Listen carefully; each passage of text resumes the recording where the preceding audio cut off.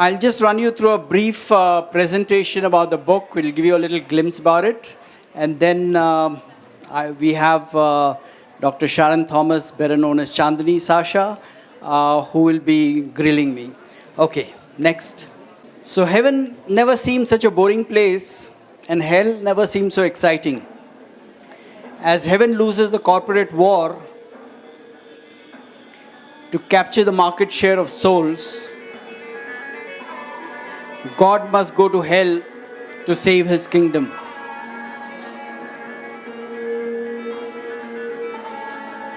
But the devil has other plans.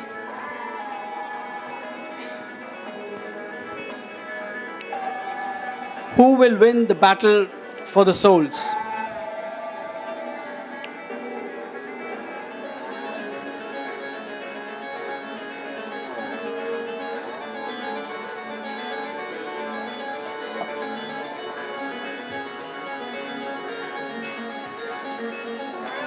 Is life on earth the only reality?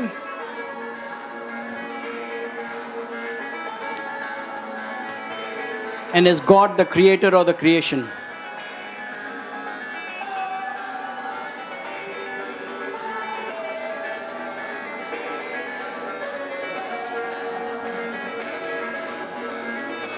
These are all commendations by well-known people: Nandana Sen, Farooq Dhondi,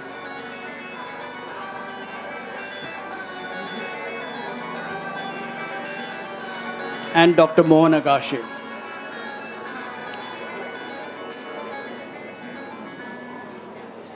So the book is available in bookstores as well as in Amazon and on Kindle. Next. When God went to hell.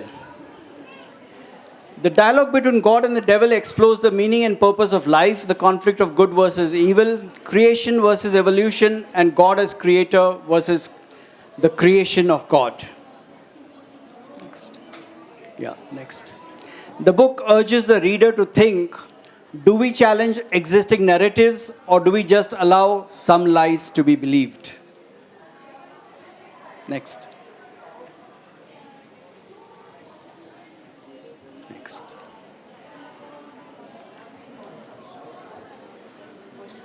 This is the extract from the foreword by Subhash Ghai, but I won't run through that. Next. This is Amitabh Bachchan releasing the book in Mumbai. Next. This is at the release of the book by Subhash Ghai in Mumbai, along with a whole lot of personalities. And this is at the Pune Literary Festival, Dr. Mohan Agashe releasing the book. Next. This is about me, which Anuradha, right? Amrita, sorry, just mentioned. Next. And this is, of course, the beautiful Sasha Chandini. Thank you. So we'll get now to sort of have a little interactive session. I know most of you would not have read the book, although the book is already available in the stores and Amazon and online. And we have our publishers over here. In fact, beautiful Trisha is there. Thank you, Trisha, for publishing the book. And hopefully all of you will go and buy a copy or download a copy and read it. Over to you, Sasha. Yeah, so good evening, and I am going to put him on the spot because this is really a very intriguing, thought-provoking book, and I can't, we'll have to have him answer some of the questions. Absolutely. In fact, one of the reasons why Chandini is here is that she's a very strong believer and I'm an atheist. So I just thought that the session would be that much more interesting. And of course, she's beautiful and I'm not. Okay. So anyway, in your prologue, sir, you have mentioned that the writer acquired godlike powers and he wields his pen. He could be the Almighty wielding the magic wand. For all of you writers here, I'm sure you'd love this part of it where he's saying you can actually turn into God with a pen. And that's very encouraging to the writers. But my question to you, sir, is can I assume that Ravi actually went to hell writing this book? Well, and what inspired you? Yes, you see, afterlife is something we all keep thinking about, talking about. It is something that concerns us. And, you know, different religions have different narratives. They include, that there is a hell, there is a heaven. They include reincarnation. They include that you can be reborn as an insect or whatever. So all kinds of narratives exist. And frankly, we really need to ask ourselves this question as to where are we really heading and what are we going to be doing. And that is a question that my book tries to answer. I won't quite reveal the answer here, but the attempt really is, so in my mind at least, I did go to heaven, I did go to hell, because the book does cover the functioning of heaven and the functioning of hell. Since you have read it, you're aware that I have treated hell and heaven as two big giant corporations which are vying for human souls. And the market share is being lost by heaven to hell. And that is where the book opens. That why is it that people are preferring to go to hell rather than to heaven? And Saint Peter is posing this question to the assembly of gods. And then what happens thereafter, I mean, I won't reveal, but basically the challenge is really that if hell and heaven did really exist, would they exist as a trust, as a foundation, as a company, as what? Because at the end of the day, they are servicing the needs of clients who are essentially the souls. So if they are really servicing the needs of the clients, then they have to be very efficient and very proficient organizations. And I'm challenging some of those narratives in the book. Yeah, in fact, it's. I must say that I want to just share my personal thoughts on this book, because I think this book is extremely thought-provoking, and it is profound. I feel that if you don't mind, can I also say the bad points? Sure, absolutely. Yeah, I think with all this years of corporate experience, you have corporatized the whole book, and the whole discussion is between heaven and hell is about the corporate slides, the presentations, market shares declining, marketing strategies. In fact, he's even given demonetization a new name, which is very interesting. He says, on page 3, earthlings are apparently happy with valuing what is measurable, that is money, instead of measuring what is valuable, which I think is very profound. And what is non-measurable are honesty, sacrifice, commitment. There are some interesting things here, and the whole premise is that heaven is about no money. And that is the new demonetization. So, but my question to you is, do you really think this is a practical approach of, you're talking about heaven being this wonderful place of honesty, credibility. In today's time, give me your perspective about this whole thing, about heaven and hell in today's time. No, firstly, I've tried to visualize how a very efficient heaven would be functioning.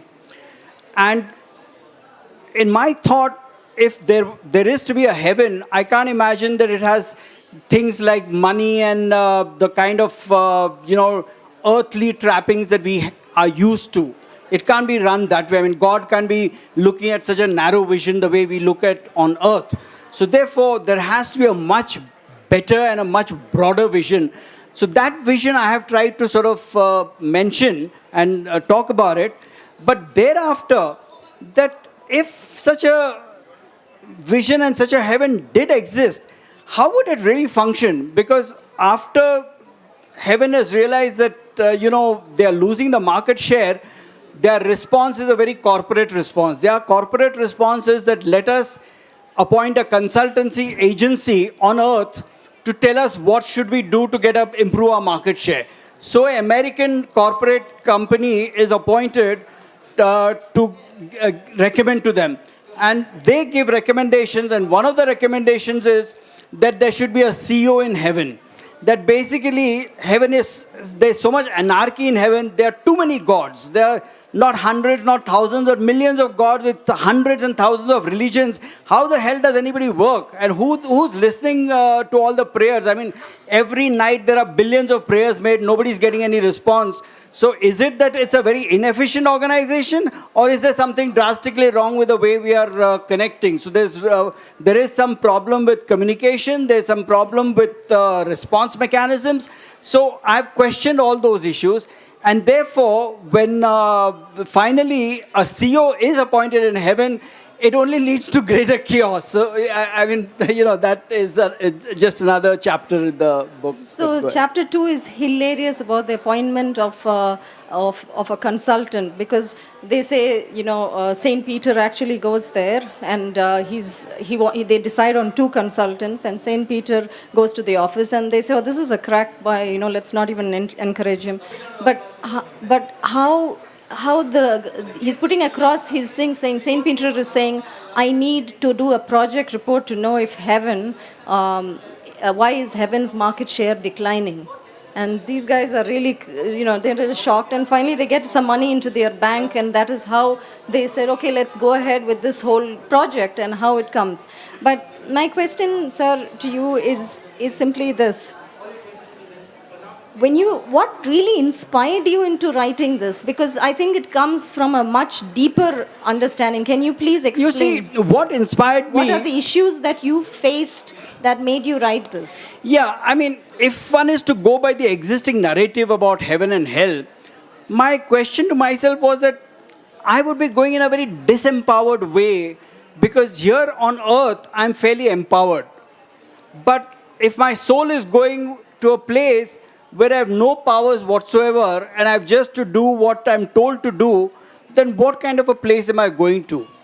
So it has to be a place where you are adequately empowered to do something meaningful. Okay? And that thought that the afterlife has to be more meaningful than your current life. Otherwise, all this talk about post-life and afterlife and heaven and earth doesn't make sense. So how do you, I mean, is that a possibility? And one question leads to another. So frankly, when you raise a question like that, you suddenly find that the questions there are no answers for it. And not only there are no answers, but there are more questions raised in the process. And as I keep on finding, I find only more questions getting raised, till the question really comes in, frankly, does heaven or hell actually exist? And does even God exist? Is God really the creator, or is God the creation? And I must say that people like, say, Richard Dawkins, when they wrote the book God Delusion, when he wrote that, he argued out very well in a very scientific way. Now, in my book, I have not argued scientifically, although I am myself from the science background. You have argued it corporately. I've argued it in a totally different, more an emotional kind of a way, and with God himself arguing. So here, it's not the author arguing, but God himself asks these questions and not I. So after some time, God says the entire the dialogue between God and the devil, because finally, after the CEO is appointed and the entire experiment fails, it is decided that God must go to hell to meet the devil and tell the devil not to resort to unfair trade practices. So God agrees to do that, and the dialogue between God and the devil, that is the most important and the final climax of the book, where issues that I mentioned, that, good versus evil, issues of, whether God is a creator or God is a creation, all these issues are raised. And the devil raises very interesting questions which essentially challenge the way religion is practiced today. So we really have to question ourselves. And the final conclusion really is that you have to create your own heaven on earth. That you should not be waiting for what is going to happen after life, but it is for you to create. You can either create heaven or hell on earth itself, and it's for you to take that call, it's for you to take that initiative. You have been empowered in this life, and do what you want to do, and do it now. Yes, interesting, because there are some points where you've said, marketing is about entering the mind space where the mind is impressionable at a very young age and is targeted at the young age. So, questions like this, thought provoking questions as to what happens after heaven and, after death, while it may not be a very interesting topic and most people are very scared to even think about it, it is worth thinking about, because and letting the young minds, because there are a lot of people, like you said in your book, there are a lot of preachers out there who are working on these impressionable minds. So there are interesting things, but in his book, the whole consultation is about a questionnaire that was asked to people, and a lot of questions asked, and I think he should answer some of the questions. He should be one of the respondent. And so the first question to you, sir, is, do you believe in God or you don't? Well, I'm afraid I can't say I believe in God. Certainly not the way we have been brought up on the narratives. I confess that I'm ignorant about it. I have not found answers that I'm seeking. But I feel that by keeping your mind open, you're probably more likely to find more acceptable answers than accepting what you've been brought up with. So we are brought up with a certain belief, and then we get so sort of rigid and fastidious about it that we believe that that is the only answer and there are no other answers. But I'm going to ask you a question. How many religious books have you read? Whether it is the Bible, which is, you seem to talk about Saint Peter a lot here, or the Quran, or the Mahabharata, or the Gita, from word to word. You must remember, when I'm sitting here, I read your from first page to the last page. Have you read any of the books before you are commenting? Well, I'm not a research scholar, or I can't say that I've done any scholarly studies on these things. My reading is to the extent which any normal person would do. So, to be able to read, I've read enough about Hinduism or Buddhism or Christianity or Islam, the major religions, including Sikhism or Jainism. But basically, they're not. I have not been a research scholar in any of these areas. So therefore, I'm not claiming that my work is scholarly in that sense. Yeah, it's your perspective. It's my perspective. Absolutely, it is your my perspective. It could ignite thoughts, which Sure. it does. I must say, it does definitely ignite thoughts at many levels. But it doesn't have the answers. It's extremely funny. But my next question to you is, because you're talking of afterlife, do you believe where will you go after your life? Into ashes. According Into to your ashes. book, Yes. according to your book, you're saying that we get into what? From dust to dust. What does your book say?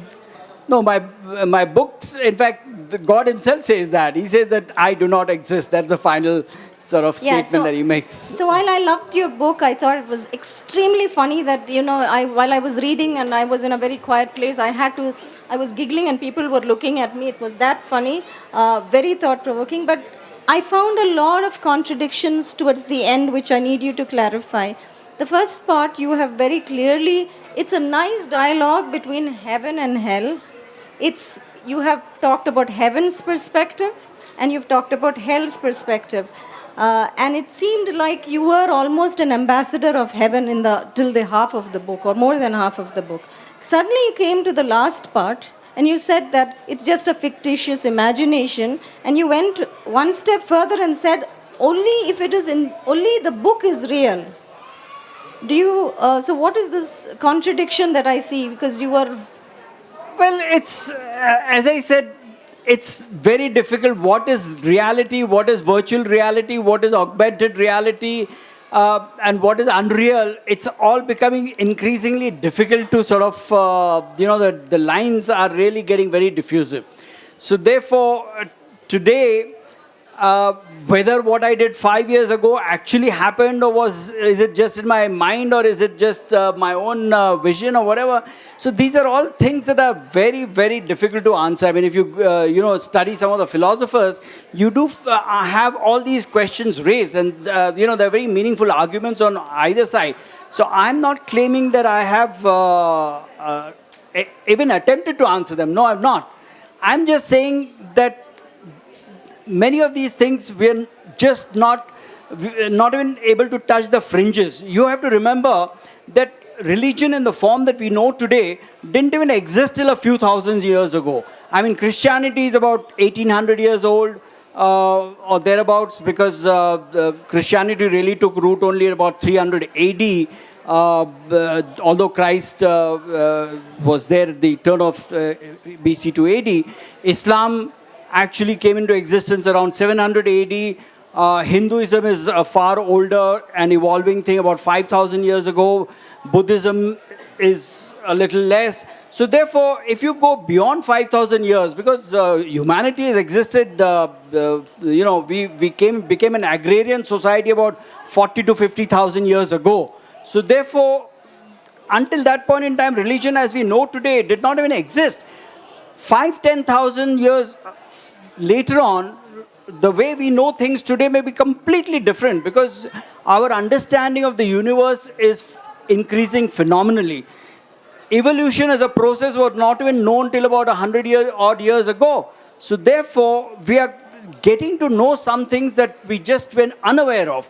Now, as our knowledge base increases, as we know more about the way life has evolved, the way evolution has taken place, the way the universe has came into existence, a lot of these things may get answered in some form or the other.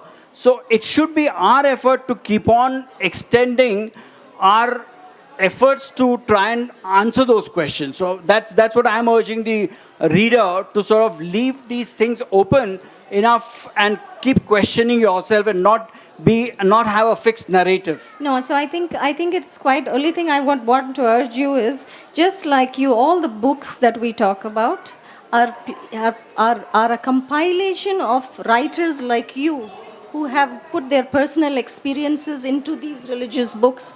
So we cannot completely discount everything, but we'll have to, their perspectives. And like you said, which I think it is about each of us having our own perspective after reading and our own conversations with God, and each of us going and checking heaven and hell, and that's the only way we come to it. True. But my question right now is, I think, to the rest of the audience as well, and who might want to know, how did it reach from a germ of an idea to the book? This may be an interesting thing that audience would want to know, the process of becoming a published book as a writer. Well, I mean, I'm sure there are a lot of potential writers here, and some actually have published works as well.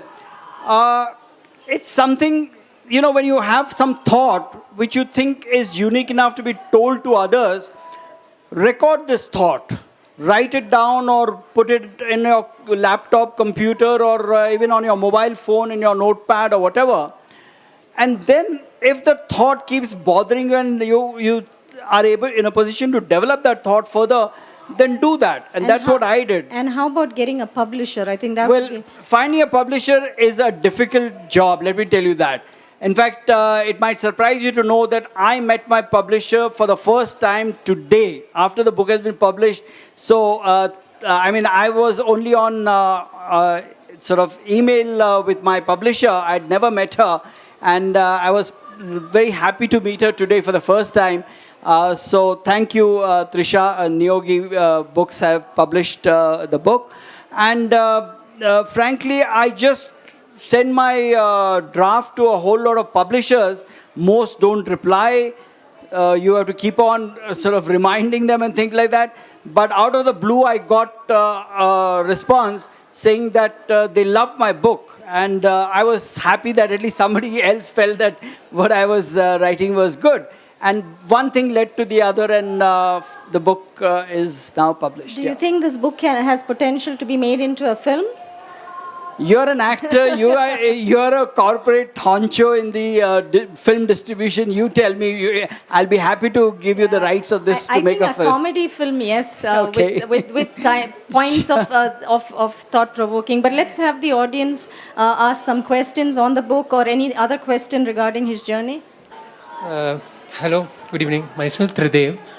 I haven't read your book, but just I'm curious, since your book probably might be talking about in detail what a heaven or hell look like, or what are the details. So somewhere you probably have to draw a line between the good and the evil, or the righteousness or the wrong. So, where did you get those references? On what grounds did you define right and wrong? Were you influenced by religious books? Or You're more influenced, but you're by your own life experiences, to be honest. And a lot of things. Frankly, we know that they are not right, and yet they are projected as if they are the right thing. So there are questions that the devil himself raises. That you claim he tells God that you claim heaven to be such a wonderful place and all that, but on earth they are saying that people for committing all kinds of crime are sort of given as a reward virgins in heaven, that kind of a thing. I mean, you can't imagine that heaven is a place where you get rewarded in such a way. So therefore, there are a whole lot of questions that do come up. So therefore, it's not hard and fast. So therefore, what I consider as wrong, somebody else thinks is right. So therefore, yes, there are these issues, and these issues come up during the dialogue between God and the devil. Is this what you consider right? I mean, these are questions that are raised. So when the questions are raised, yes, those are questions that I, as an author, am raising, because I know that these are not the right things that are. I have sort of mentioned what I think is right or wrong in terms of what are the value systems that exist in heaven versus the value systems that we see on earth. So those are where I'm trying to sort of define or mention. This will be our final question for the author. Good evening, I'm Shanta. You mentioned that you are an atheist. Now, my question is, do you come from an atheist family? Not at all. Yeah, I come from a very religious family. Yes, exactly. That yes, is what I guessed. But then, was there any particular incident or a series of incidents that triggered your disbelief in God? I don't think there was any particular incident, or I cannot recollect any series of incidents, but I can just say that as I kept on reading such a lot, and as my knowledge base expanded, I raised a lot of questions on what earlier I'd taken for granted, what my mother, my grandmother, my father, what they kept saying, and the way I grew up in a very religious Hindu family. I mean, I was like any other child, believing, carrying out the rituals and this, that and all. But over a period of time, these things just didn't appeal to me, and I thought there was something wrong. And that's how, when I started. Was it during your college days? Even earlier. Earlier also? Yes. Okay. Thank you.